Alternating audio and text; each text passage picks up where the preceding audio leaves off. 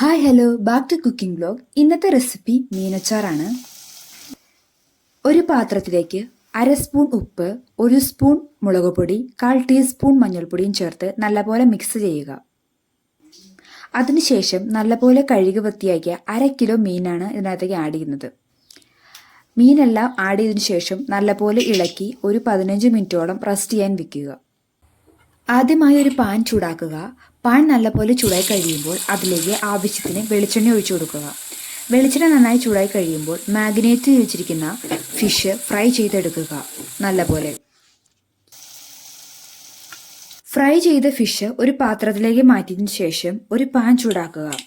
അതിനുശേഷം കുറച്ച് എണ്ണ ഒഴിക്കുക. എണ്ണ നന്നായി ചൂടായി കഴിയുമ്പോൾ കടുക് ചേർക്കുക. അതിലേക്ക് ഒരു 3 ഉലുവ ചേർക്കുക. ഉലുവ കുറച്ച് ചേർക്കുന്നതിനുള്ള റീസൺ, ഉലുവ ഒത്തിരി ഓവറായിട്ട് ചേർത്ത് കഴിയുമ്പോൾ അതിൽ കയ്പ്പ് അച്ചാറിലേക്ക് ഉണ്ടാവാൻ ചാൻസ് കൂടുതലാണ്. അതുകൊണ്ടാണ് ഉലുവ കുറച്ച് ചേർക്കുന്നത്.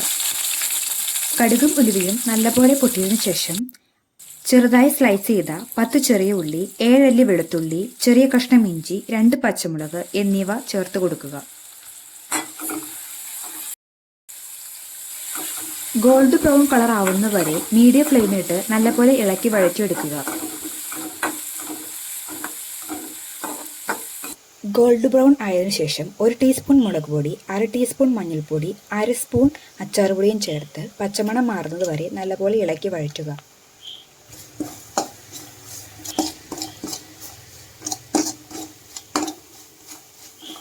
പച്ചമണം മാറിയതിനു ശേഷം ഫ്രൈ ചെയ്ത ഫിഷ് കൂടി ആഡ് ചെയ്യുക. അതിനുശേഷം നല്ലപോലെ ഇളക്കി ഫ്ലെയിം ഓഫ് ചെയ്ത് ആവശ്യത്തിന് വിനാഗിരി ആഡ് ചെയ്യുക. വിനാഗിരി ആഡ് ചെയ്ത് ഒരു 15 മിനിറ്റിന് ശേഷം 1/4 ടീസ്പൂൺ ഉപ്പ് കൂടി ആഡ് ചെയ്ത് നല്ലപോലെ ഇളക്കി വഴറ്റുക. Thank you for watching. See you on next video.